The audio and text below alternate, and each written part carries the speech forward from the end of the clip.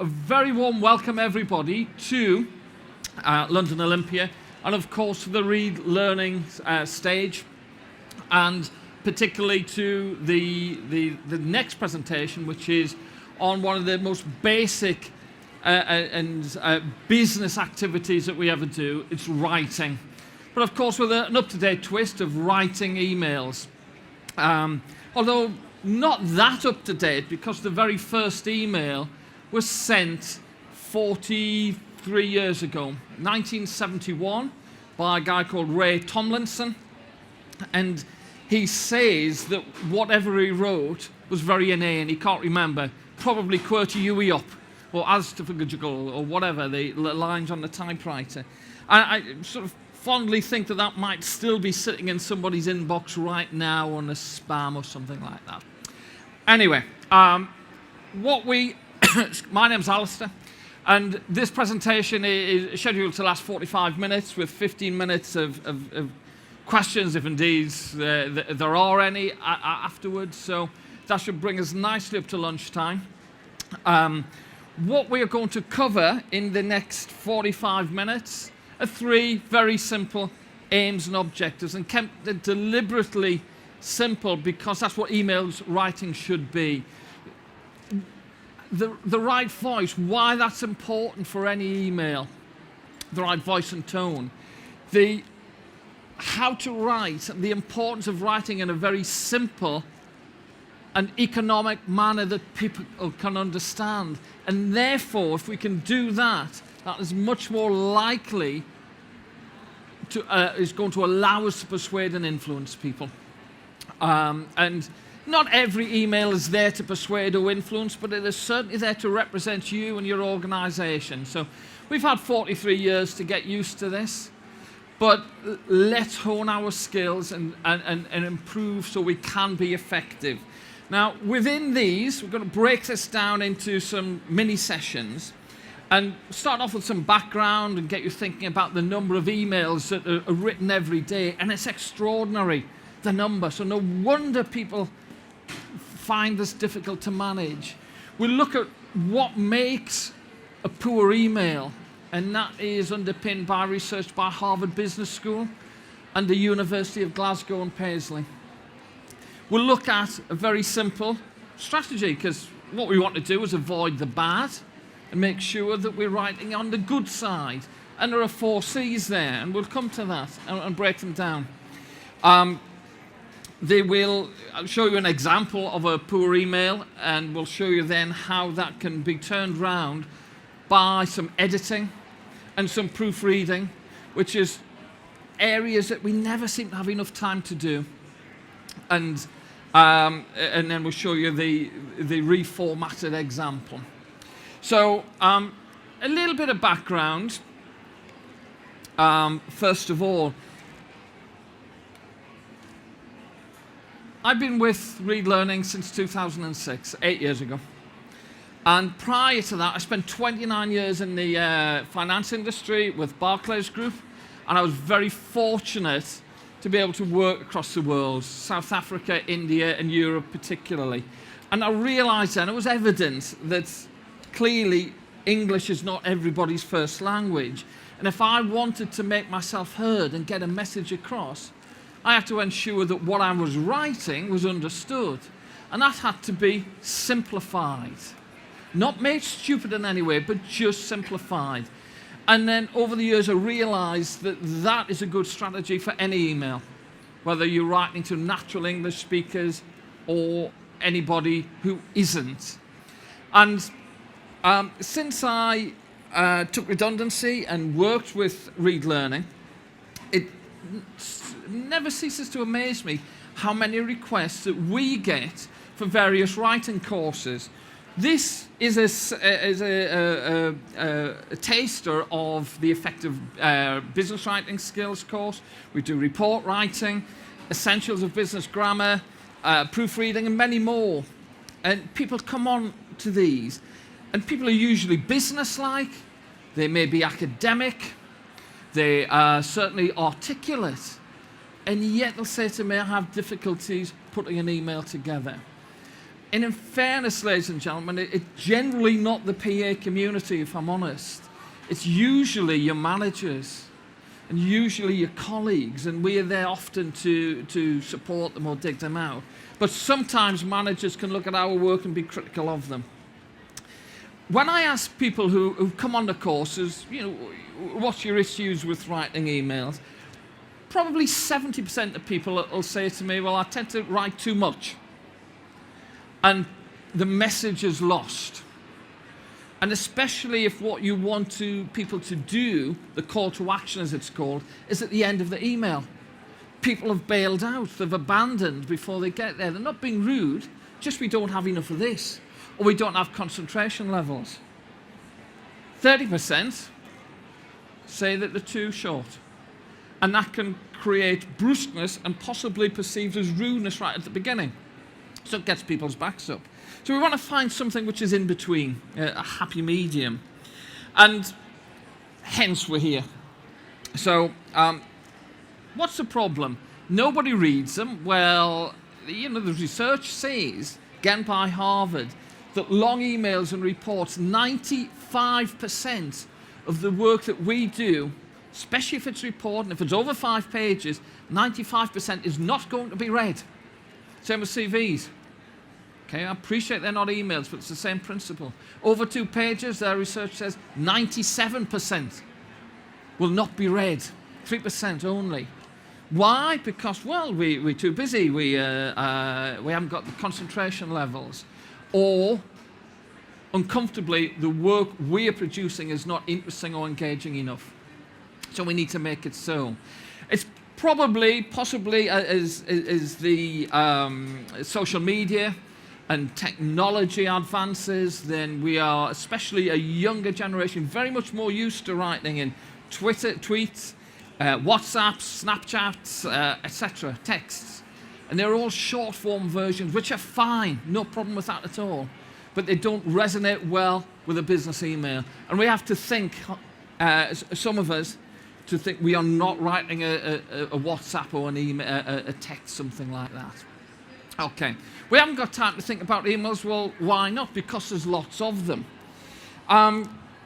Just sort of mentally think, or if you want, make a note of how many emails do you think are issued on a daily basis? That's globally. Is it thousands, millions, whatever? And also, that's globally, think how often do we check our email accounts on a day, or social media accounts on a daily basis? Now, before we look at the first one, research from Glasgow Paisley University in 2007 indicated that we are checking our emails, etc., 42 times. That's not per day, that's per hour. Now that seems extraordinarily high to me, it always has done, but when I've provided people with that statistics on the courses, there's sufficient people said to me that, you know what, I can see where they're coming from. Constantly checking emails, checking stuff as the red bleeper comes through.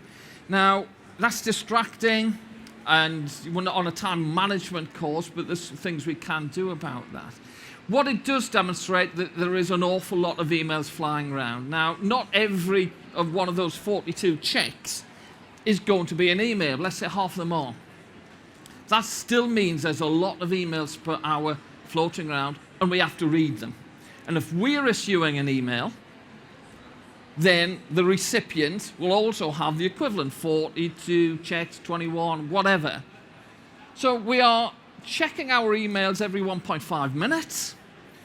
That's, and I see 1 or 2 nods in the audience saying, yeah, I can see that. Bear in mind, this wasn't done across a community of people such as pilots, train drivers, people who shouldn't be looking at stuff. It was people who were office-based or remote working who had access to desktops, laptops, it's BlackBerries, a little bit before iPhones, that research. So that's what we are likely to be encountering on a daily basis. Globally, And this is the, wrong way, information from Radicati Group, courtesy of Mashable Infographics. And there we go, an extraordinary figure at the top, 144.8 billion. I can't even think what that looks like or how many nodes. 144.8 billion emails sent worldwide per day, most of them spam. A bit of trivia for you, why they're called spam. Nobody really knows, but it's allegedly due to, if anybody's old enough to remember the Monty Python sketches, there was a sketch called the Spam Sketch. And what it was people were repeating the word, trying to drown out the noise of other people. So it's being associated with things which drown out noise, as well as the spicy ham meat that you might find in a tin. But 144.8 billion, and the time it's taken us to read that sentence, 20 million have been sent, have been written. So, well, what do we do? What's this leading us to? Well, it means that if we want our emails to stand out and be read and acted upon, which is what we're here to do, we've got to stand out amongst this lot or amongst 41 other checks. Now, it's very easy for our work to be dismissed, and we don't want that. It takes a long time to write an email. So what are the consequences of a poor email if we're not being read? And I'm sure you'll probably be able to identify in your own business environment those people who send you a mail and your heart sinks on a morning when you think, oh, it's from Alistair or whoever, and I've got to read this. And what happens? Well, if we don't like either the author or the style that he or she writes in, then the reader's likely to think, I'll read them later. Generally, people aren't rude enough just to delete it for the sake of it, but they'll say, I'll read it later. And what tends to happen to read it later? Read them never. They get abandoned. So they disappear into an archive somewhere. And therefore, if your intention is to advise or inform or influence, you run the risk of your work not being read and therefore people not acting upon it. And we don't want that. Quite simply, poorly written emails will make a reader judge us. And not only judge us, but judge the organization which we represent. And an example of that is not quite an email, but this is a little story from where I live. I live in a small village, and we have one or two facilities, one of which was a small cafe. And they decided to go up market, this cafe, and open on an evening to become a bistro. And they called the bistro What's for Tea. Now, I'm quite pedantic. I don't know whether anybody else shares that, but they missed the apostrophe. Now, you may think, well, that's not the end of the world. But I looked at that, and I was there with my wife, Sarah, as we were going to go in, and I said to Sarah, they've missed the apostrophe, and she just looked at me. And I said, I can't go in. Now, she sort of looked at me again, and possibly sort of elbowed me in the ribs and said, we are going in. And I said, well, okay. And I looked at the menu, loads of errors in it. I said, well, not only have they got that, but the spelling mistakes and all sorts. If we go in, Sarah, I'm going to tell them. She said, you're not, because we have to live there, or live here. And she got away, as Sarah will often do in my house. And, you know, we went, and I'm sure we had a perfectly reasonable meal on a night, but that business did go out of business for about 3 months. Now, I'm not saying for 1 minute that's to do with the missing apostrophe, and I take no pleasure in any business going out of business, but there was something about it. They were sloppy. I judged them, and maybe just one or two other people did. Now, that's extreme. I'm not saying for 1 minute that the odd error in an email is going to judge you to that extent, but it can. That's the consequence. So what is a poor email? And you'll have your own view of it. It's what annoys you with emails. But these are the top 6 according to research by Harvard and Glasgow. similar studies. Emails which are too long, obvious. We abandon, we haven't got enough time. Anybody who's written or put together a website will know very clearly how long it takes before somebody abandons and the information's there if a reader has to scroll down. So too long is the same as an email. No structure, that just means it's all over the place. Maybe there's a good message in there, but we can't see it or we can't read it. Confusing messages, perhaps a load of stuff that you're asking people to assimilate, take action on, etc. Well, it's hard. Make it easy for me. Make it easy for your reader. Rudeness. Well, if I'm perfectly honest, over the years I've worked with people on this, I'm yet to come across anybody who is deliberately rude, but their intention can come across, and there is this difference between an intent and an impact. I intend just to be short and to the point, but the impact has meant that people are perceiving me as being rude or even abusive. We don't want that. And typical things such as capital letters, red, underlining, all the rest of it, shouting. Don't see so much of that from the professional sort of PA community, but it still occurs once or twice. Blocks of text, they're just impenetrable. I had worked with a lovely lady in South Africa. She was operations director, and she had this habit of writing long emails at midnight to be sent to everybody's inbox on a morning. I think the timings of this didn't help in any case. She knew what she was talking about, and she wrote regularly, but people in a 360-degree feedback slated her. And she was very upset around that, and she asked me, why do you think? And I said, I don't know. But I can tell you for one thing, your emails come in on a morning, and we dread them. Because they're always the first one, usually telling us off in some way. But the long blocks of text, it was like, Rachel, learn to use a paragraph. Make it easy for us. And errors, of course. Errors, such as missing apostrophes, may not be the end of the world, but any errors in the sense of the numbers, the spellings, etc., can just make people judge you. So we want to avoid those top 6 and anything else which, in your world, in your mind, constitutes a poor email. And therefore, let's flip over to the other side. What do readers want? And again, this is research from Harvard. And it's very simple. And it's 4 C's.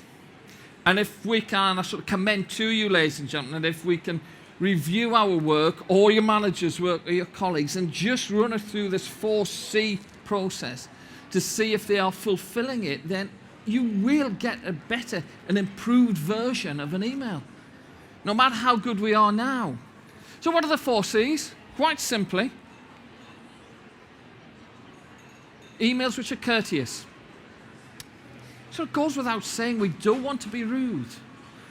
We're rarely rude to people's face. Why would we come across as rude in an email? Now remember, this is very rarely intentional. We want to be courteous. And we'll look at this in a bit more detail in a moment. We want to be clear, so that I don't have to read it 2 or 3 times to understand what you're saying to me. I'm too busy. I've got 42 other checks to make on my email account, 148 billion emails to look at. Make it easy for me. We want to be cooperative. Help me. And that, people will say to me, how can we be cooperative or helpful? Particularly when I'm sending an email which is bad news. You might be cancelling my contract. You might be sacking me. Surely you can't be cooperative. Well, yes, you can. There's some simple things, very simple things we can do to retain courteousness and cooperativeness. It's just help me. And the final one, make it correct. Check it through, proofread it. Make sure that your apostrophes are in the right place. I'm not going to mention apostrophes anymore. I've had enough of them.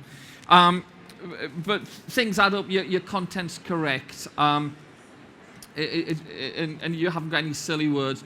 I know from I've had a, oops, wrong one, download from my iPhone recently, and it seems to have given me even more clever predictive text. Well, the amount of rubbish I've sent off that over the last few weeks, including something to do with pirates. Believe me, I wasn't writing about pirates, but somehow it came up. Fortunately, it was just to my family, and they were quite used to it. I'm not going to get judged, you just laughed at me. But if I was writing that to a key stakeholder or a client I want to impress, or the boss, then it might be a different story. So, why don't we do this? Well, probably because we're all very busy. And we don't have enough time, or we don't have the desire to do this. But it's a fundamental part of business life. Can we correspond or communicate in a way which is this? Now, we do it face to face. That's being people who are articulate can do that. But then translating this into the written word's a different matter. People will often write as they speak. Oh, so it's just, in many ways that's fine, because it can be a stream of consciousness. But it needs to be edited back. And we never seem to have the time or the desire to do that. So let's have a look at a bit more detail what these are. And it is very straightforward. And ladies and gentlemen, this is not around writing to friends, family, or in very informal emails. Whatever you feel is appropriate. Put your LOLs in there, your kisses, etc. These are business emails. So how do we do this? Before we get to that, there's something that we need to achieve, and that's a voice, a tone, a spirit of your email. What is it? And this is represented by your organization. Now, you may have, it's going to be business-like, your voice, or it's going to be very positive and upbeat. It could be humorous. It could be offbeat, it could be serious, familiar, intellectual, etc. Your choice, or your organization's choice, and it is part of branding. And you think, well, not many emails are going to be written in the business world which are humorous. Well, fair point. But an organization, Southwest Airlines in America, famous for their offbeat humor. Now, it might not resonate with everybody, but that's their standards, that's their protocols. You're likely to find, if you do have a style guide lurking about somewhere in your office, some guidance on what the voice should be. Is anybody here from Manchester? Oh, no, it's a shame. Well, I've got one or two. Well, Manchester City Council, I'm sure you're aware of them. Worked with them recently, and they're very proud of establishing a voice in the way they communicate with their residents. So they've stripped out all the business language. And it's they've reworked all their communications, both on the web and emails and letters, so that they fulfill a very family-friendly type of voice. In our archive at Read Learning, there's examples of that if anybody wants to look at it.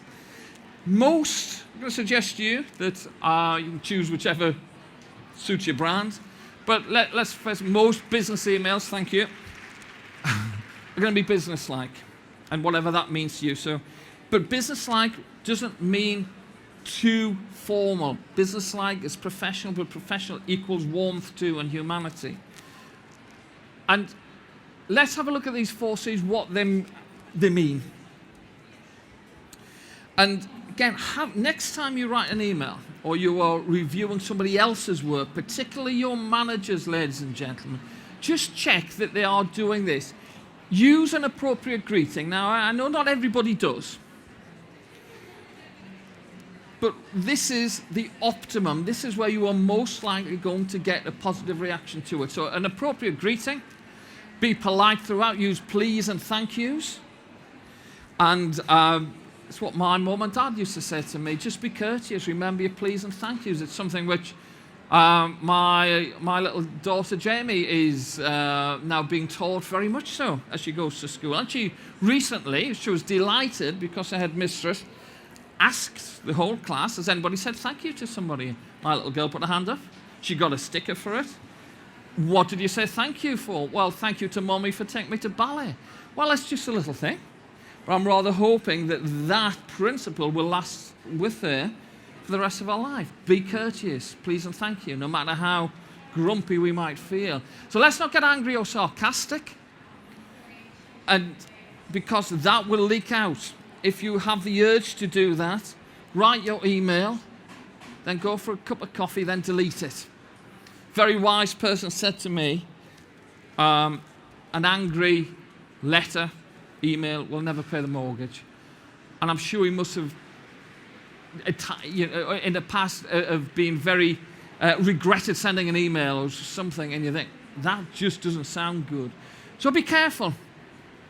And finish with an appropriate valediction. It's just a posh way of saying a sign-off. So we want this nicely laid out with your greetings, some please and thank yous in the middle, and courteousness throughout. And some greetings. There's many of them. And they're different to the hard copy letters, but we don't send hardly any of those these days. So we want a dear Mrs. Smith, or good afternoon, Mr. Roberts, or hi, Alice, are perfectly legitimate in an email. They're instant. Probably avoid just using a person's name. Alistair, Sarah, Sebastian. It sounds rude. Now, yesterday I had a question from somebody who said her manager did that to her. Is it okay? Well, it's up to him or her. But what it will tend to do is create just a little bit of tension. And we want to try and get it as good as possible.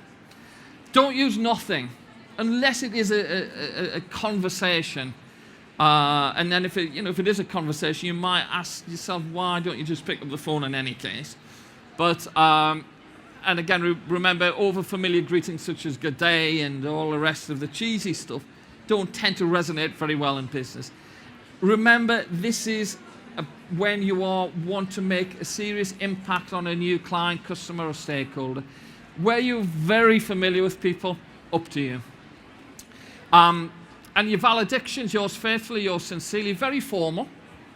And used mainly on hard copy letters. Very rare these days to see it in an email, unless it's an email attachment letter, which is written quite formally.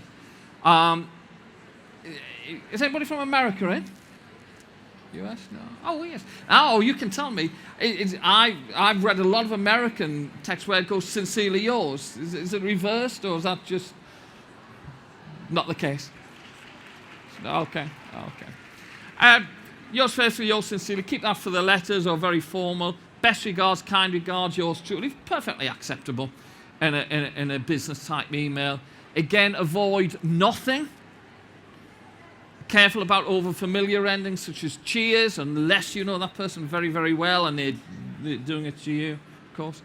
And there's just a bit of fun. Your most humble and obedient servant. Not so long ago, that was a standard sign-off from HMRC in this country. And it was a challenge to you to try and get that into an email now and see what impact that would have. And that is a joke, please don't, but it has been done. And it wasn't emails those days, it clearly was letters. So some greetings and valedictions, which leads us now, let's be clear about what we are writing. People write as they speak, fine. But it needs to be edited. Because out will come out a load of stream of consciousness. When we speak too much, we want to edit that back. Every word in your email should do a job. Imagine that you're decluttering your sentence or paragraph. And think how good it is when you declutter your desk or your loft or your garage or whatever. And it's a great sense of sort of freedom. And emails should be clear. We are not writing novels. A good novelist, a creative writer, say writing a crime novel, will take the reader through a journey, use all sorts of literary techniques to keep you interested and then suspense, etc. But they will write and achieve a promise. And the promise is typically in a crime novel that you find out who done it and there's some sort of punishment, hopefully, for the bad person. That makes a great novel, but it makes a rubbish email. if you were writing a crime report in an email, we just want to say, this is what happened, this is who did it, this is what happened. So we want to edit back. And some rules of thumb, and there's a few of them coming up here, ladies and gentlemen. Clearly, keep your sentences short. 1.5 lines is considered to be a maximum. That's 1.5 lines on a typical laptop screen, rather than necessarily your Blackberries or your smartphones. If you can keep your paragraphs to 3 sentences and keep your emails to 3 main paragraphs, possibly with a courtesy line and a cooperative line to start and finish, it's much easier for a reader to read. And that comes from, again, journalism. It's called writing above the fold. And journalists want people to read their work right through to the end, to encourage them to do so. They don't want them to lose interest halfway through. Web designs, as I said earlier, will know when people are abandoning. If you're expecting your reader to scroll, you run the risk of them losing interest. Now, not everybody will. If it's from the boss or the chief executive, you're probably going to, and it's personal to you, you're probably going to read it throughout. But that 3-paragraph rule keeps it on a standard screen on a laptop, much more likely to get read. Okay, so we're clear. And clarity comes with editing. The skill of editing is something that we just seem to never have enough time of. You may have a boss who overcorrects your work. That's over-editing. And that it can make you lose confidence, if I'm honest. But if you've got a person who's prepared to check and look at your work and say, yeah, that makes sense, Alistair, or it doesn't, they're a savior, they're a lifesaver. God sent. Again, rule of thumb, write it, edit back. Every document will benefit from an edit. And remember, this is not just a brief email to your friends. This is about your VIP emails where you really want to make an impression. So write it and then aim to take about 25% out. You will be able to do it. There's an exercise whereby we do on the courses and we just take a standard, any text, and randomly take out every 4th word. It's amazing how much that text will make sense.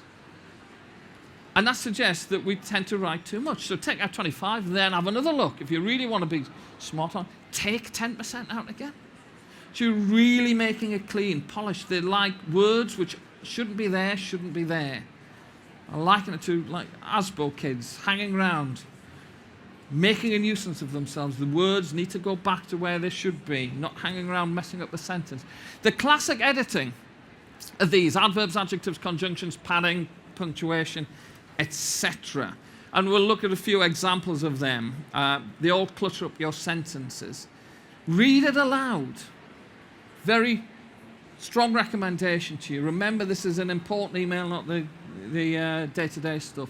Read it aloud will get you thinking and listening to this as your reader would. And if you really want to be smart, have someone else check it over that it fits with your brand and you've got everything right. So there is editing to make it clear.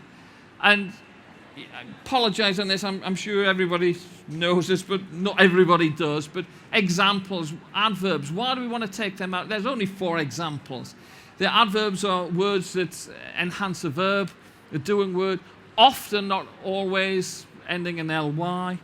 They are a foe of an experienced writer. They just add padding.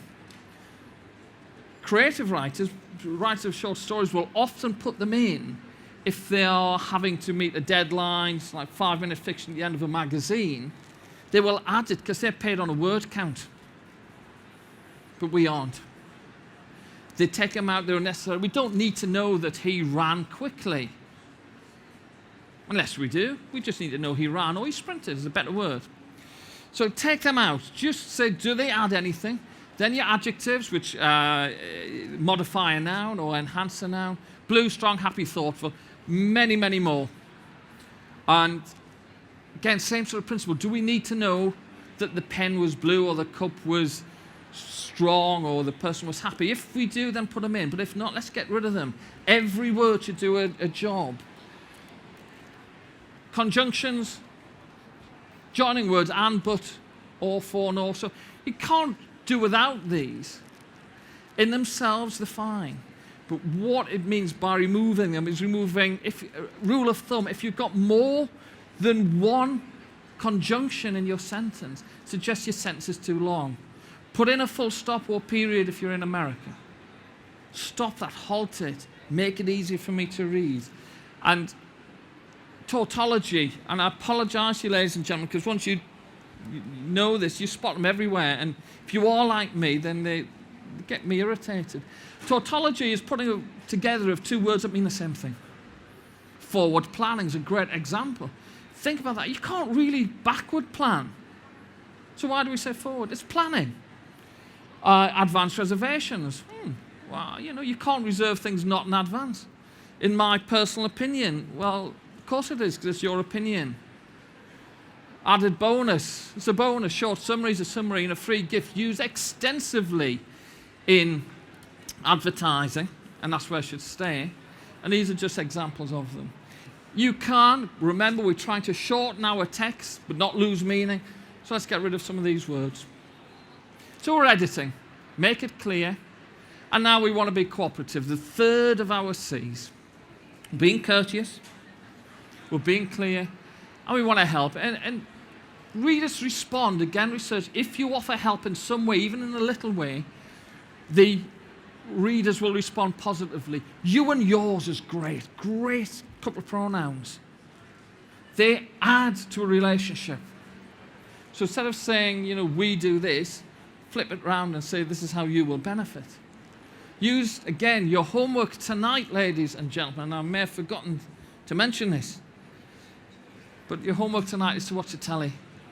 Watch the adverts. If you have a glass of wine or a beer or a cup of tea or coffee or whatever, and see how many use you and yours. L'Oreal being a very famous example. Because you're worth it. Wasn't always so. 15, 20 years ago was because I'm worth it. And I'm David Ginola or some gorgeous French model. And I'm gorgeous, as you can tell. The sort of subtext of that, I'm worth it because I'm wonderful, but you aren't. So you can use that in your business emails too, create a relationship, and offer help and support, no matter how difficult that email's been. If there is bad news, and the most popular, and a lot of people will hotkey this in, if there's anything further we can do to help you, please do not hesitate to contact me. Simple, and we see it all the time. It might sweep over us, but it adds to the relationship. And some cooperative terms. Contact us, like further information. Please visit. We've got the courtesy in there.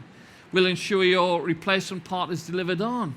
Your dedicated account manager, Sarah Jinks, her number is, etc., etc. Interesting thing here, I'm sure we've heard the term under-promise and over-deliver. That's the right way around. Just recently I read that even that people don't like. They respond far more positively just to say, we will deliver on, or you will have this on Friday, whatever. And it happens on Friday, neither too early or too late. Like, if we order something from Amazon, and they say it comes to whenever, next week on such and such a day, it's nice that happens. If it comes too early, great, but we might not be in. So let's just do as we say we're going to do. And finally, small errors can make people judge you. This is the correctness. So we've written everything, we've edited it. We've made sure it fits with the voice and the tone, and we've got rid of a lot of our adverbs, adjectives, etc. Proofread. Make time to do it. Most of us will just use a spell checker. Fine, but don't rely on it. It is very, it's a program which is not sophisticated at all, and it cannot pick up the difference between two and two, there and there, you and yours, and all the simple words.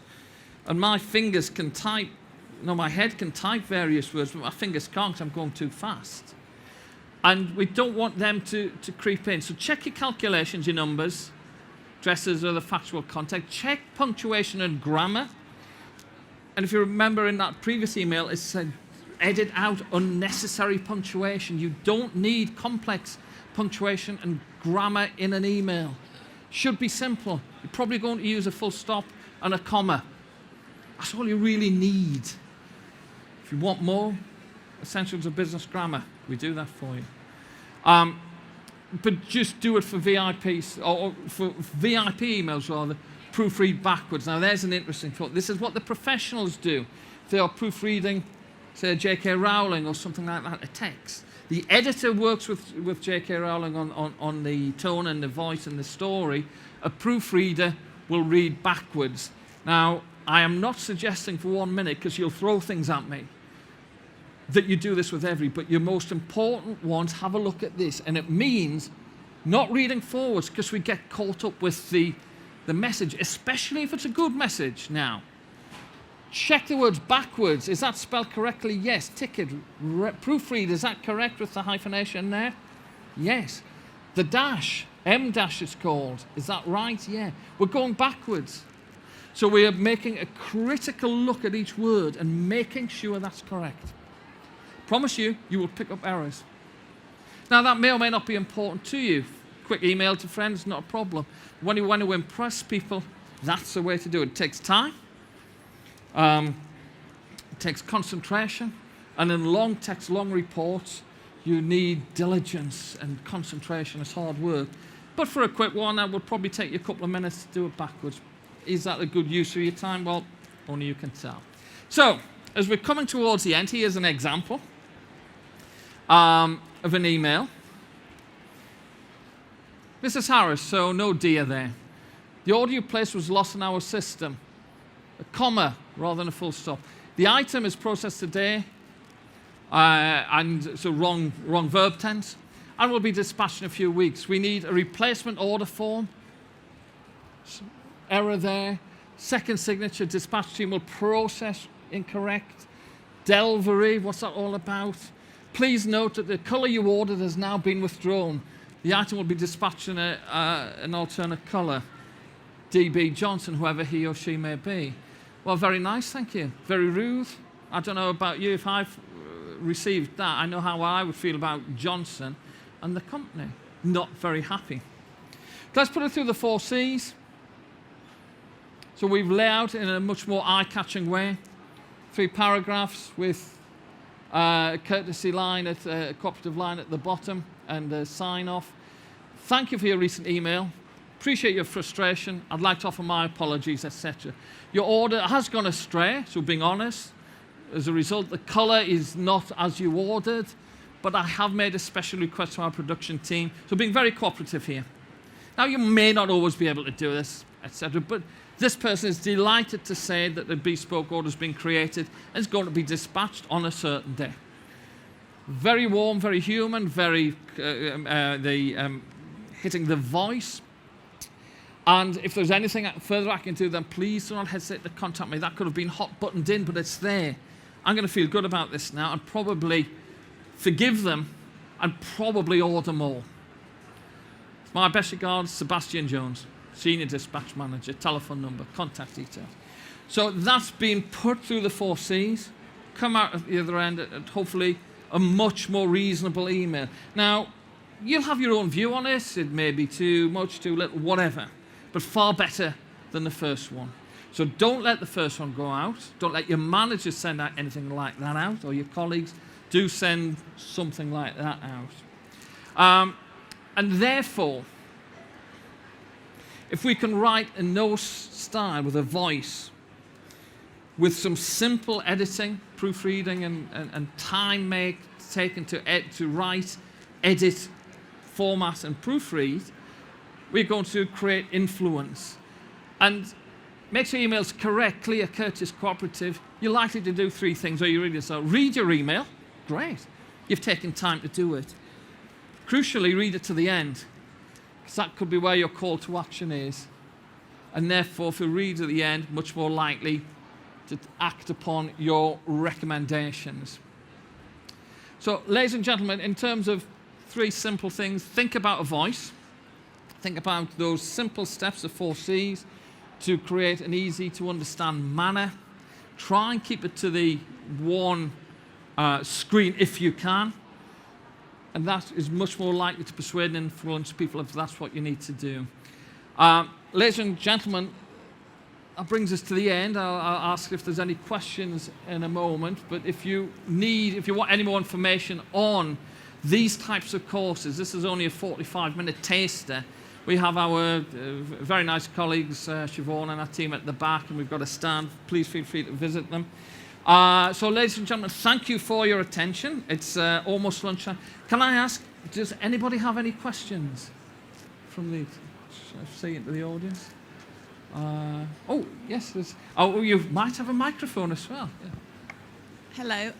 I just want to ask, on our emails, we have a set signature with our name, phone number, and with regards. And I still write my name and regards, but I feel like I'm doubling up. Is it okay not to... There's no rules on this. I do exactly the same. Because I have my full name, Reed Learning, details, but I always sign it off Alistair. So I find that, I think that creates warmth, etc. Yeah. Yes, so perfectly good, yeah. Okay, I will continue to do that. Thank you for that. Any other questions? In that case, then, ladies and gentlemen, thank you for your time. Oh, there's even a little clap there. Appreciate it. And enjoy lunch. Thank you very much. Thank you.